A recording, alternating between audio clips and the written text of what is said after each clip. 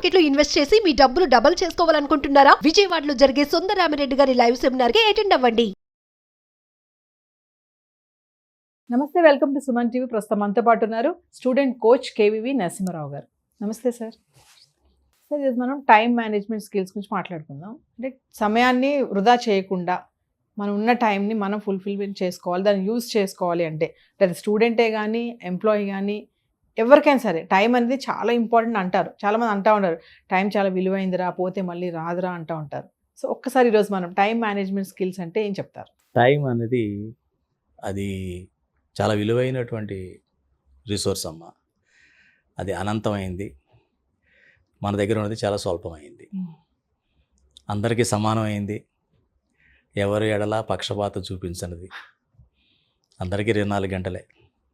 Prime మినిస్టర్కైనా, chief మినిస్టర్కైనా, USA ప్రెసిడెంట్కైనా, ఒక house వైఫ్కైనా, ఒక ఎంప్లాయీకైనా, ఒక పిల్లాడికైనా, ఒక పెద్ద ఆయనకైనా, స్టూడెంట్కైనా అందరికీ 24 అవర్స్. ఈ 24 అవర్స్ టైంని ఎలా మేనేజ్ చేయాలన్నది క్వశ్చన్. అసలు టైంని మనం మేనేజ్ చేయలేము. టైం ప్రకారంగా మనం నడిస్తే చాలు. అంతే. ఒక చక్రం తిరుగుతుంది అనుకోమ్మ, దాంతోపాటు వెళ్ళదలుచుకున్నట్టే దాని డైరెక్షన్లోనే మనం వెళ్తే సరిపోతుంది. కానీ అంతే, దానికి ఉల్టా డైరెక్షన్లో మనం వెళ్తుంటే జారిపోతూ ఉంటాం. ఒక ఎస్కలేటర్ ఎలా వెళ్తుంటే దానిపైన ఎక్కితే వెళ్ళగలుగుతాం, కానీ దాన్ని ఇది చేస్తుంటే జారిపోతూ ఉంటాం అట్లా. కాబట్టి టైంతో పాటు మనం ఎట్లా వెళ్ళాలన్నది ఆలోచించుకోవాలి. మన మనిషికి జనరల్గా ఒక 2 అవస్థలు ఉంటాయి. జాగ్రత్త అవస్థ, ఇంకోటి స్వప్నావస్థ, నిద్రావస్థ. ఈ 2 ఉంటాయి. జాగ్రత్త అంటే ఏంటంటే మెలకుగా ఉన్న సమయం. అంటే సూర్యోదయం నుంచి సూర్యాస్తం వైపు సూర్యుడి యొక్క ఎనర్జీతో మనం యాక్టివ్గా ఉంటాం. అది జాగ్రత్త అవస్థ అంటారు. అందులో ఇంకో అర్థం కూడా ఉంది, జాగ్రత్తగా ఉండే అవస్థ అని. ఆ జాగ్రత్త అనే దాంట్లో టైం మేనేజ్మెంట్ కూడా వస్తుంది. సో ఈ టైం అన్న దాంట్లో సూర్యుడి యొక్క గమనాన్ని బట్టి మన యొక్క గమనాన్ని కూడా మనం యూజ్ చేసుకోవాలి. అయితే ఈ టైం ఉన్నదాన్ని మనం రాత్రి పగలుగా విడదీసుకొని మనం ఏ టైంలో ఏం చేయాలో అది చేయాలి. ఉదాహరణకి బయలాజికల్ క్లాక్ అని ఒకటి ఉంటుంది. బయలాజికల్ క్లాక్ అంటే తెలుసు కదా, మన శరీరంలో ఉన్నటువంటి ఈ రసాయన చర్యలు ఏవైతే ఉంటాయో, జీవరసాయన క్రియలన్నీ కూడా అది సూర్యుడి శక్తి బట్టి గమనాన్ని బట్టి ఉంటుంది. ఉదాహరణకి మీరు ఇప్పుడు అమెరికా నుంచి వస్తే జెట్ ల్యాగ్ ఉందంటుంటారు. ఎందుకంటే ఇక్కడ పగలైతే అక్కడ రాత్రి, అక్కడ రాత్రి అయితే ఇక్కడ పగలు. వాళ్ళు ఫ్లైట్లో ఇక్కడికి వచ్చినప్పుడు 2 రివర్స్ అవుతాయి. మన బాడీ ఏమో దానికి డిపెండ్ అయి ఉంటుంది. ఇక్కడ నిద్ర వచ్చేస్తుంటుంది పక్కల కూడా. కానీ ఇప్పుడు ఏం జరిగింది, రాత్రి కూడా వర్క్ చేస్తున్నారు అందరూ కూడా. అట్లా పెట్టుకోవడానికి లేకుండా అయిపోయింది. కొంతమంది రాత్రి పని చేస్తున్నారు, కొంతమంది పగల పని చేస్తున్నారు. మరి ఈ టైం మేనేజ్మెంట్ని మనం అంటే ప్రయారిటీ మేనేజ్మెంట్. టైం మేనేజ్మెంట్ మనం చేయలేం. మనం చేయాల్సిందల్లా ప్రయారిటీస్ ఫిక్స్ చేసుకొని దాని తగ్గట్టుగా మనం చేస్తే టైం ఎందుకు మేనేజ్ చేయాల్సి వస్తుంది? స్ట్రెస్ లేకుండా ఉండడం కోసం మనం టైం మేనేజ్మెంట్ అంటూ ఉంటాం. అలాగే మనకున్న లక్ష్యాన్ని సాధించడం కోసం టైం మేనేజ్మెంట్ అంటూ ఉంటాం. ఈ 2 మనకు ముఖ్యం.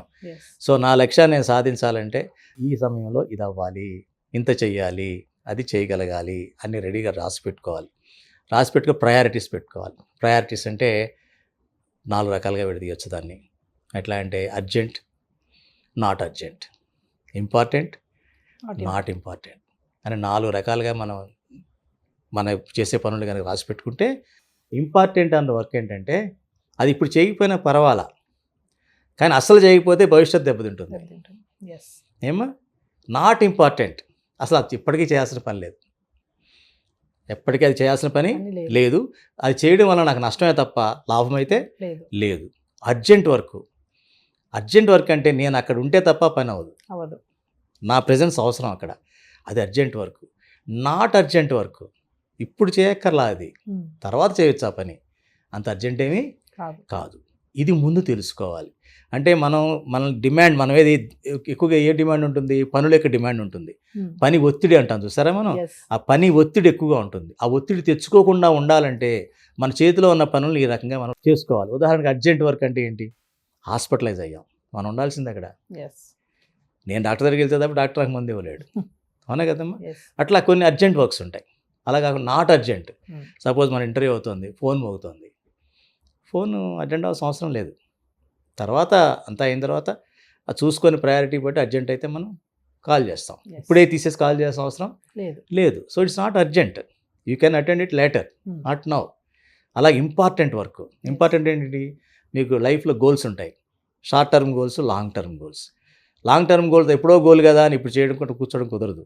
అది సాధించాలంటే ఇప్పటి నుంచి మొదలు పెట్టాలి. ఒక అబ్బాయి డాక్టర్ ఇంజనీర్ అవ్వాలంటే ఇప్పటి నుంచి కూడా అతను బయాలజీ బుక్స్ అన్నీ మెడిసిన్ చదువుతూ ఉండి మంచి ర్యాంక్ తెచ్చుకుంటేనే అది అవ్వగలుగుతాడు మంచి ఇన్స్టిట్యూట్లో. సో ఇప్పుడు నుంచి చదవడం మొదలు పెడితే కానీ అప్పుడు సాధించలేడు. సో ఇప్పుడు ఇంపార్టెంట్ వర్క్ ఇమీడియట్గా నువ్వు ఎంట్రన్స్ టెస్ట్ ఇప్పుడు రాయకపోవచ్చు, 8వ క్లాస్లో 9వ క్లాస్లోనో నువ్వు అది రాయకపోవచ్చు, కానీ నువ్వు ఆ సాధనలో ఉండాలి, ఆ ప్రాక్టీస్లో ఉంటే అప్పుడు సాధ్యం అవుతుంది. అది important work, not urgent now, but it should be done. రోజు చేస్తూ ఉంటేనే ఎక్సర్సైజ్ లాగా అట్లాగా చేస్తూ ఉండాలన్నమాట. నాట్ ఇంపార్టెంట్, అసలు దాన్ని చేయాల్సిన పనే లేదు.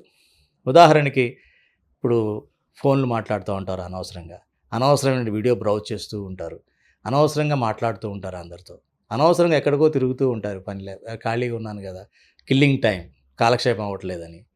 ఇదంతా అన్ఇంపార్టెంట్. ఎప్పుడైతే అన్ఇంపార్టెంట్ వర్క్స్లో మీరు పెడతారో లక్ష్యం లేని వాళ్ళు అన్ఇంపార్టెంట్లో ఉంటారు, లక్ష్యం ఉన్న వాళ్ళు ఇంపార్టెన్స్లో ఉంటారు, స్ట్రెస్ ఎక్కువ ఫీల్ అయ్యే వాళ్ళు అర్జెంట్లో ఉంటారు. వాళ్ళు ఏం చేస్తారంటే ప్రతి పని అర్జెంట్ అయ్యేంత వరకు చేయరు, వాళ్ళకి ఒత్తిడి తెచ్చుకుంటే తప్ప వాళ్ళు ఆ పని చేయలేరు. అలాంటి కేటగిరీస్ ఎక్కువ ఉంటారు. అదే డేంజర్ అమ్మా, అది హెల్త్కి డేంజరు. అనుకున్న దాన్ని సాధించాలని లేదు, టెన్షన్ ఎక్కువైపోతుంది, సాధించలేవు కూడా, సాధిస్తే అదృష్టం అంటావు. అంటే చివరి వరకు వచ్చేదాకా వాళ్ళు చేయకుండా అంటారా సార్? అంటే ఏంటి, ఎగ్జామ్ వస్తున్నప్పుడే బుక్ తీస్తారు, లేకపోతే ప్రమోషన్ వస్తుందంట, ప్రమోషన్ లిస్ట్ తీస్తున్నారంటే అప్పుడు కొంచెం ఎక్కువ పని చేయడం మొదలు, స్ట్రెస్ టార్గెట్స్ అప్పుడు మీట్ అవ్వడం స్టార్ట్ చేస్తారు. ఇట్లా జరుగుతుంటాయి అన్నమాట. సో ఈ రకంగా కనుక మనం టైం మేనేజ్మెంట్ కాకుండా ప్రయారిటీ మేనేజ్మెంట్, టాస్క్ మేనేజ్మెంట్ అంటారు యాక్చువల్గా. టాస్క్ మేనేజ్మెంట్, ఈ టాస్క్ మేనేజ్మెంట్లో థాట్ మేనేజ్మెంట్ వస్తుంది. థాట్ అంటే అసలు ఏం ఆలోచించాలి, ఎన్ని చేయాలంటే ముందు నీకు ఆలోచన విధానం బాగుండాలి. ఎట్లా ఉండాలి, ఎంకరేజింగ్గా ఉండాలి, ఎంథూజియాస్టిక్గా ఉండాలి, ఎనర్జెటిక్గా ఉండాలి, ఉత్సాహంగా ఉండాలి. మా ఆలోచన ఎప్పుడు కూడా డిప్రెసివ్గా ఉండకూడదు, అప్పుడే అది సాధ్యం అవుతుంది. కాబట్టి టైం మేనేజ్మెంట్లో మీకు ప్రయారిటీ మేనేజ్మెంట్ ఉంటుంది, టాస్క్ మేనేజ్మెంట్ ఉంటుంది, థాట్ మేనేజ్మెంట్ ఉంటుంది. ఈ మూడు కలిపి ఉన్నదని టైం మేనేజ్మెంట్ అంటాం. అయితే ఒక విషయం సార్, మీరు ఇందాక అన్నందుకు నాకు ఒక డౌట్ వచ్చింది. టైం అందరికీ ఒకటే ఉంటుంది, 24 hours అన్నారు, కానీ చాలా మంది అంటారు కదా సార్, నీకు టైం తక్కువ ఉంది, నాకు ఎక్కువ ఉంది, నాకు ఎక్కువ ఉంది, నీకు తక్కువ ఉంది టైము, నీకేంటి నువ్వు ఖాళీగా ఉంటావు కదా, నాకు చాలా టైం లేదు అసలు, నాకు నేను అర్జెంట్గా చేసుకో అంటారు. మీరే అందరికి ఒకటే టైం అంటున్నారు. అలా అనుకునే వాళ్ళు, ఎందుకంటే వాళ్ళ టాస్క్ని డివైడ్ చేసుకోవాలని వాళ్ళతో అలా మాట్లాడతారు. వాళ్ళు ఇప్పుడు అర్జెంట్లోనే చేస్తారు ఆ పని, ఇప్పుడేముందిలే తర్వాత చేయొచ్చు, బోల్ టైం ఉందిగా అంటుంటారు. అది వచ్చేటప్పుడు టైం లేదంటారు. నిజంగా అది నెత్తి మీదకి వచ్చేటప్పటికి ఏంటో టైం అస్సలు లేదు, దగ్గరికి వచ్చేసింది అంటూ ఉంటారు. అది ఎందుకంటే ఇదంతా ఆ ప్రయారిటైజ్ చేసుకోకపోవడం, ఆ పనుల్ని ప్రయారిటైజ్ చేసుకోకపోవడం, పీపుల్ కూడా ప్రయారిటైజ్ చేసుకోకపోవడం. ఎగ్జామ్స్ అప్పుడు అందరితో కలిసి తిరగడం ప్రయారిటీ కాదు నీకు. You should avoid people. చాలా మందిని నువ్వు కలవడం తగ్గించేసుకోవాలి ఆ టైంలో. సో అది ప్రయారిటీ అనమాట. ఆ ప్రయారిటీ మేనేజ్మెంట్ జరిగితే కానీ మీ టైం మేనేజ్మెంట్ జరగదు. అట్లా. సో టైం మేనేజ్మెంట్ చేసుకుంటూ వెళ్తే సక్సెస్. ప్రయారిటీ మేనేజ్మెంట్ ప్రయారిటీ అన్నారు ఇందాక చెప్పారు, 4 డివైడ్ చేసుకోవాలి అన్నారు. అట్లా చేసుకుంటే తప్ప కాదు.